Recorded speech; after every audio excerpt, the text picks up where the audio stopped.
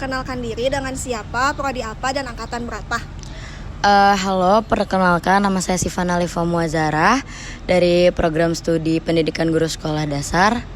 Sama aku lagi angkatan 2023. Nah, menurut kakak sendiri nih sebagai mahasiswi PGSD, apa sih yang menjadi keluh kesah atau ada permasalahan apa sih di Indonesia yang saat ini menurut kakak tuh sangat penting gitu? Karena sehubungan saya mahasiswi pendidikan guru sekolah dasar PGSD, menurut saya yang masih jadi kendala sampai sekarang itu karena pendidikan di Indonesia itu kurang merata. Kenapa saya sebut kurang merata? Karena warga pedalaman bisa disebut masih kurang anak-anaknya belum terjangkau pendidikan, terus jumlah sekolah di sana benar-benar terbatas sehingga menyulitkan juga untuk warga pedalaman itu menganyam pendidikan sama kayak kita yang ada bisa disebut kalau kita kan di kota kayak gitu kan. Jadi kalau misalnya mau ke sekolah itu gampang-gampang aja, nggak kayak orang pedalaman kan. Kalau misalnya orang pedalaman agak kesulitan ya untuk nganyam pendidikan saja, mereka harus menempuh perjalanan yang jauh ataupun sebagainya karena pertama tidak ada akses, terus tidak ada penyediaan sekolah. Terus untuk pendidikan yang tidak menyeluruh itu kan menghambat juga kan ya untuk Indonesia pada generasi emas kan itu jadi penghambat karena bagaimana menjadi generasi emas kalau misalnya untuk jumlah sekolah saja kita masih tidak terpenuhi gitu. Nah, sekarang kita tuh ada beberapa topik video, cuman karena mungkin tadi kakaknya udah menyinggung tentang pendidikan, boleh dilihat dulu animasi pendidikan tentang masalah-masalah yang ada di Indonesia gitu yang berkaitan dengan pendidikan. Nanti di akhir video kakaknya boleh menyampaikan pendapat, saran ataupun solusi yang menurut kakak, boleh? Sure.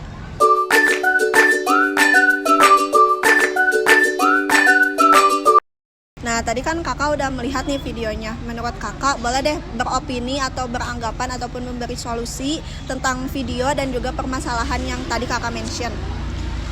Setelah saya lihat videonya barusan, benar juga kalau misalnya anggaran dari pemerintah itu awalnya ya turunnya memang sangat cukup, bisa disebut sangat cukup karena untuk nominal saja itu bisa dibilang sangat besar kan. Ya seenggaknya itu harusnya cukup ya untuk pendidikan itu harusnya bisa dicukupi. Tapi sampai sekarang masih kurang kayak penyebaran secara merata. Jadi masih ada sekolah yang kayak entah fasilitasnya kah ataupun kondisi sekolahnya kah masih tidak memenuhi standar atau akreditas tertentu. Ya menurut saya itu lebih ditekankan lagi ya untuk para pemerintah untuk lebih bijak lagi pembagian dana ke sekolah-sekolahnya itu lebih diperhatikan lagi lah, jangan sampai ada uang-uang yang nyasar ke tangan-tangan yang tidak bertanggung jawab kayak gitu. Cukup kak? Cukup. Oh ya, terima kasih. Halo kak, sebelumnya izin memperkenalkan diri dulu, kemudian dari prodi apa dan angkatan berapa? Oke, perkenalkan nama saya Gias Ilyasa dari program studi pendidikan bahasa dan sastra Indonesia angkatan 2021. Angkatan 2021. Ya. Nah sebelumnya nih kak, kita tuh mau tanya-tanya tentang pendapat pribadi kakak aja. Apa sih keresahan yang ada di saat ini atau apa sih masalah yang ada di Indonesia pada saat ini kayak gitu? Oke, untuk masalah di Indonesia ini kebetulan kan saya juga pulang dari KKN ya di Sumedang. Jadi KKN itu kan program pemerintah, banyak keresahan kepada pemerintah terutama di bagian puskesmas atau pusat kesejahteraan masyarakat. Di sana banyak pemberian bansos akan tetapi tidak tepat sasaran. Banyak warga-warga miskin ya bisa disebut miskin atau kurang mampu tapi tidak mendapatkan bantuan, akan tetapi masyarakat yang mampu pendapatan dan biaya hidupnya juga terpenuhi dapat memberikan dapat diberikan bantuan oleh pemerintah. Kurangnya itu sih. Dan juga di literasi kemiskinan juga di pemerintah itu bahkan di tingkat desa juga belum dapat bisa menghandle atau mengolah gitu ya. Dana yang buat literasi kemiskinan itu banyak yang kurang lah, banyak apalagi di pedesaan gitu ya. Untuk tingkat desa juga dari aparatur desanya juga belum bisa memilah atau memilih dan belum bisa menyalurkan atau memberikan buat pekerjaan gitu ya. Kalau di desa itu kan adanya UMKM. Iya. Nah, UMKM di desa itu untuk masyarakat literasi miskin itu kurang. Mengapa kurang? Karena untuk dari pihak desa juga belum ada bantuan, apalagi dari pemerintahan. Nah, dari pihak desa juga, waktu saya juga ngobrol dengan perangkat desa, dari desanya juga udah memberikan bantuan dan juga udah memberikan ajuan kepada tingkatan atas, akan tetapi respon dari pemerintahnya juga masih kurang gitu, seperti itu. Kayak gitu. Nah, kebetulan kita ini ada 3 animasi atau video gitu Kak. Nanti Kakak boleh pilih nih mau tentang apa aja sih? Korupsi, SARA, atau pendidikan. Nah, Kakak mau pilih yang mana? Pendidikan aja. Pendidikan aja.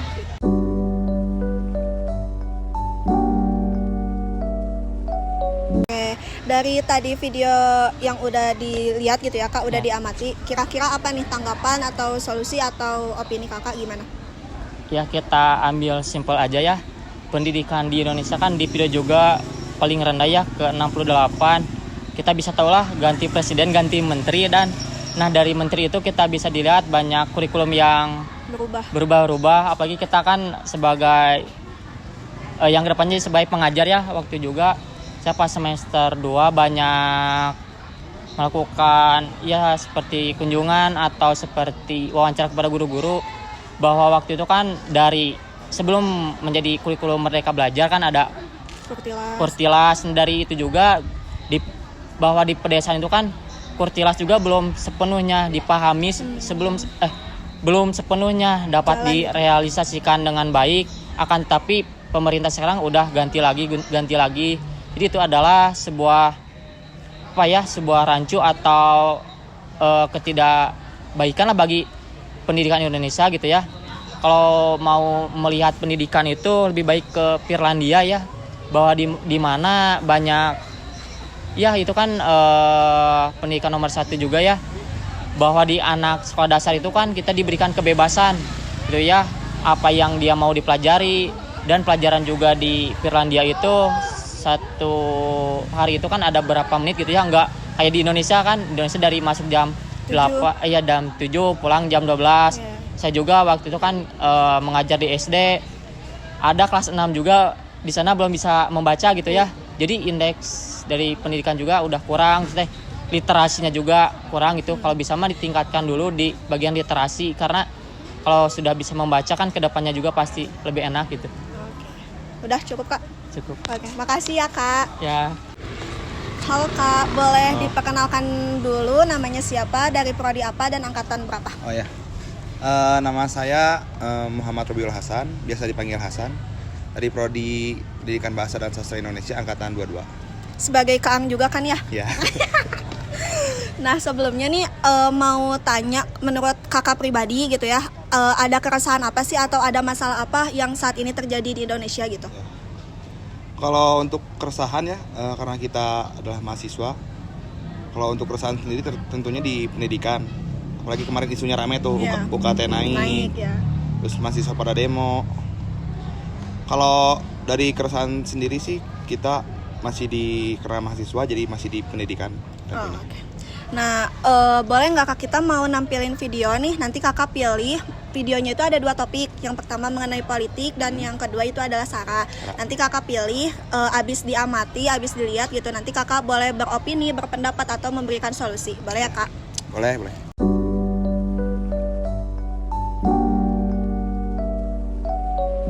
Oke, tadi kan Kakak udah lihat nih videonya. Boleh deh memberikan tanggapan, opini, ataupun solusi menurut Kakak kayak gimana?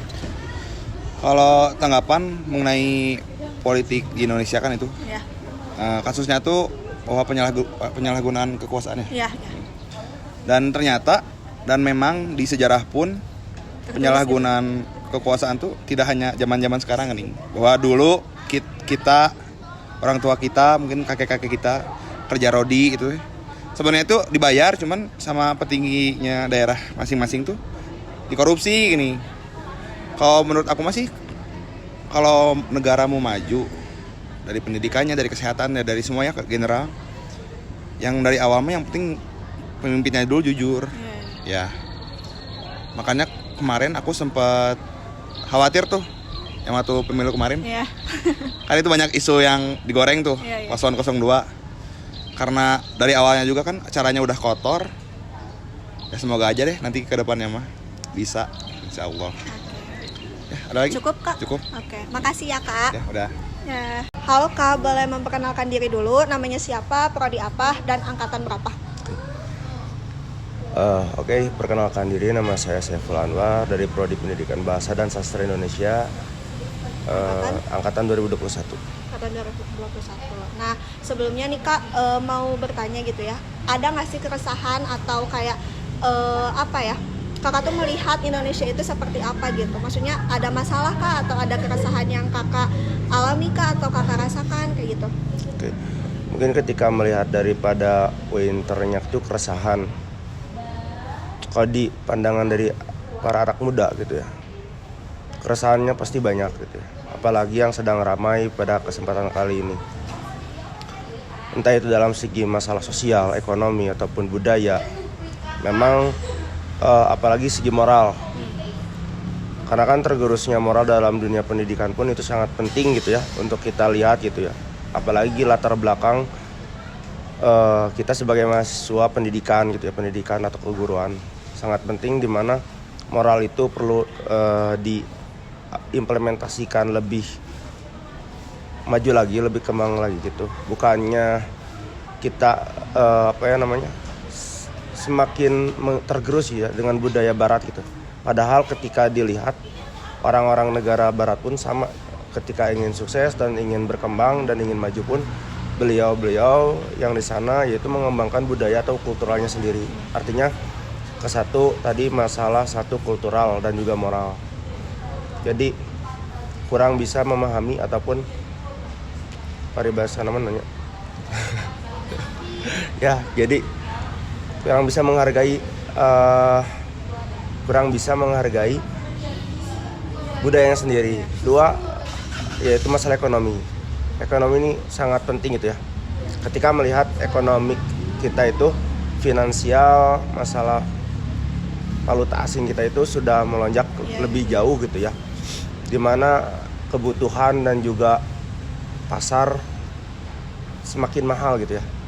Ketika melihat juga peran daripada mahasiswa dalam pembentukan ekonomi, seharusnya mahasiswa itu berpikirnya pointernya bisa menciptakan lapangan pekerjaan, bukannya mahasiswa itu bisa mengikuti pekerjaan saja gitu ya, ataupun menjadi seorang pegawai, tapi bisa juga menciptakan lapangan pekerjaan, lembaga instansi yang lebih baik lagi gitu ya, untuk pendidikan, penunjang pendidikan yang lebih baik lagi. Terus selanjutnya masalah seperti yang mungkin sedang launching sekarang gitu ya, seperti Tapera, tabungan perumahan rakyat, kan itu cukup menjadi boom ya pada kesempatan kali ini gitu. Banyak sekali yang ya mungkin ada yang kontra gitu kan, cukup kontra juga gitu ketika melihat daripada tabungan perumahan rakyat ini. Kenapa negara Indonesia sekarang menciptakan kebijakan tersebut gitu ya, ingin menciptakan, karena kan dilihat ekonomi finansialnya kurang gitu, makanya mereka menggunakan Tapera. Terus dilihat daripada instansi atau lembaga-lembaga di Indonesia memang kurang relevan gitu ya. Maksudnya seperti gini lah, banyak sekali lembaga-lembaga, cuman lembaga-lembaga Indonesia kurang memadai dalam segi prasarana, terus dalam segi tenaga kerjaan, dalam segi apapun gitu ya, masih cukup kurang disebut maju. Makanya kenapa kita masih menganut negara berkembang, karena kita adalah orang-orang ataupun negara yang dijajah. Jadi masih pointernya ataupun acuannya terhadap negara-negara yang pernah dijajah, yang pernah menjajah, seperti Belanda, Inggris, dan yang lainnya. Mungkin keresahan yang lainnya perlu disampaikan. Bebas aja, gimana Kak? Dalam segi yang lainnya mungkin dalam agama. Ketika melihat pointer agama cukup damai sebenarnya. Cuma kan ketika melihat dari prinsip, pasti yang namanya Indonesia beragam. Jadi bagaimana caranya walaupun berbeda-beda tapi bisa bersatu. kadang-kadang kan ada yang memang fanatik Iya. atau fanatisme, gerakan radikalisme. Nah itu kenapa negara Indonesia itu belum bisa memerangi itu, karena ya masih ada pemahaman-pemahaman liberalisme, kapitalisme, ataupun pemahaman-pemahaman yang memang kurang bisa dimengerti gitu ya oleh teman-teman semuanya. Karena banyak mahasiswa yang memang kurang berfilsafat gitu ya. Kenapa kamu kuliah gitu ya? Kenapa kamu berpendidikan, untuk apa dan untuk apa kedepannya gitu kan. Artinya masa depan daripada agama dan juga masa depan daripada anak muda belum tahu mau dibawa kemana oleh negara gitu. Padahal kan pada pointernya 2045 itu sebagai generasi emas gitu ya. Gimana puncaknya daripada kita sebagai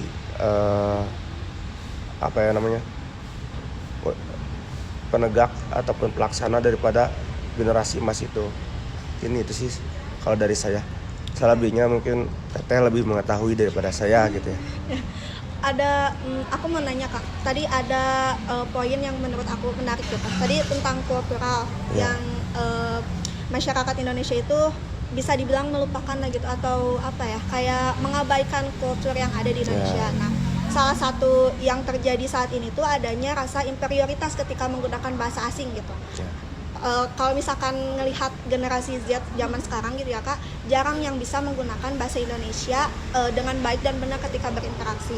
Sedangkan bahasa Indonesia sendiri kan sekarang udah menjadi bahasa pengantar gitu ya di ASEAN. Nah, menurut Kakak pribadi nih, kalau aku boleh nanya, menanggapi fenomena itu kayak gimana Kak?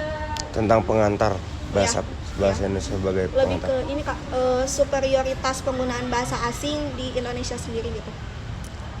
Yang pertama, karena kan kita menggunakan trigatra ya, kalau dalam bidang bahasa, karena kita juga mahasiswa bahasa gitu ya. Artinya mengutamakan bahasa Indonesia gitu kan, menguasai bahasa asing dan juga melestarikan bahasa daerah. Pointernya gini aja, ketika menanggapi superior yang memang mengutamakan bahasa orang lain, worth it nggak gitu bahasa kita untuk bisa diluncurkan ke atas gitu. Kita masih lihat gitu, kamus besar bahasa Indonesia masih banyak bahasa-bahasa baku ataupun bahasa-bahasa yang memang cukup rumit gitu, cukup banyak. Jadi enggak contohnya seperti jatuh pun banyak gitu ya bahasanya, keterkaitannya.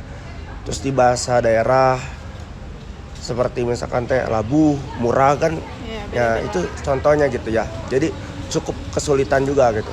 Berbeda dengan bahasa Arab, dengan bahasa Inggris yang memang ada kode-kodenya gitu dalam segi imbuhan dan juga konotasi fonetik ataupun konotasi daripada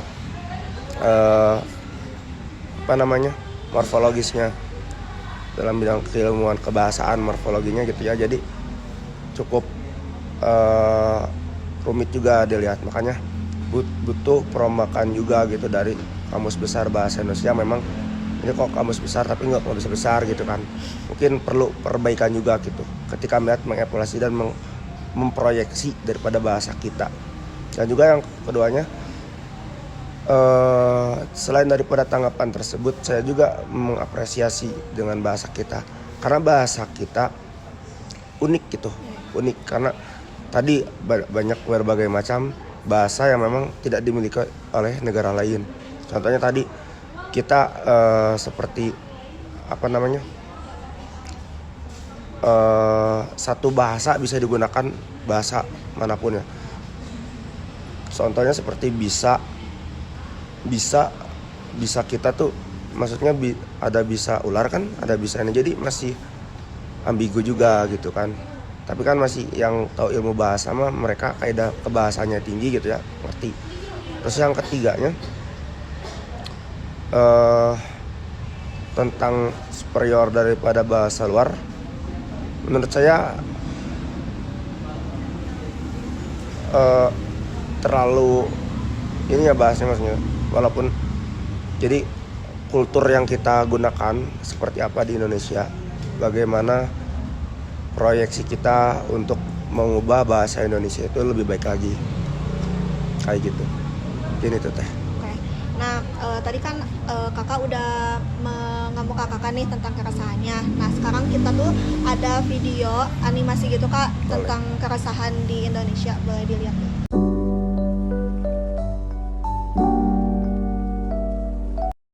Nah, dari video tadi kak, kan kakak udah mengamati nih, udah menganalisis. Ya. Gimana coba tanggapannya atau opininya?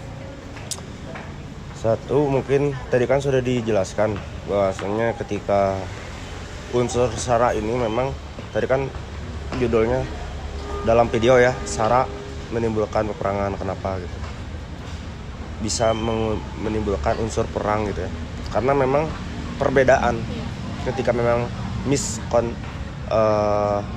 perspektif ataupun konsepsi daripada seseorang itu bisa menimbulkan gejolak gitu ya, apalagi masalah agama gitu, masalah keyakinan, bukan lagi perspektif tapi udah keyakinan, yaitu menyangkutkan keyakinan antara satu sama lain.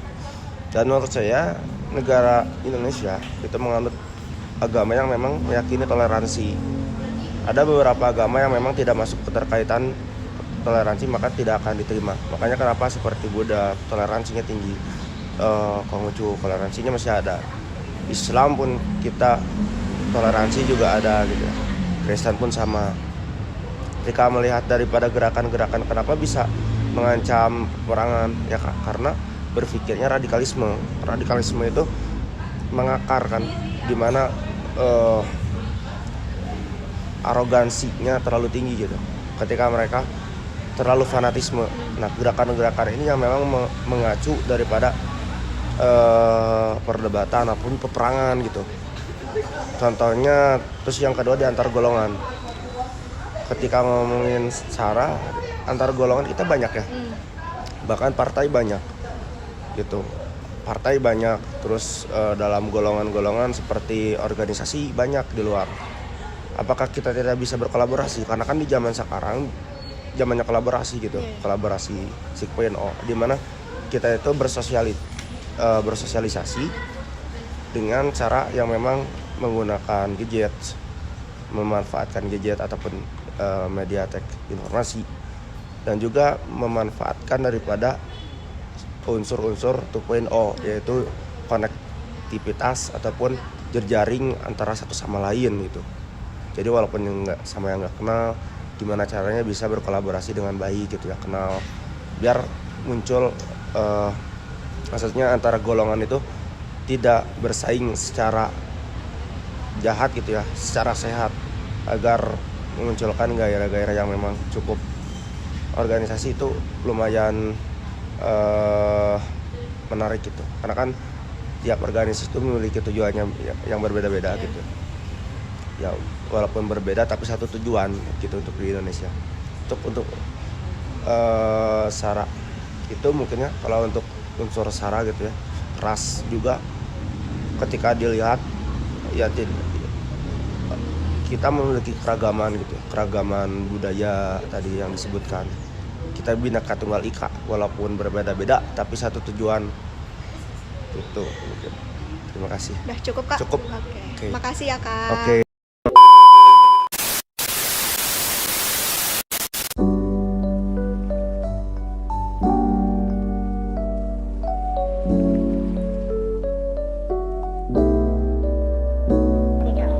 Ini pendapat kami, menurut kalian gimana? Tulis di kolom komentar ya. Dadah.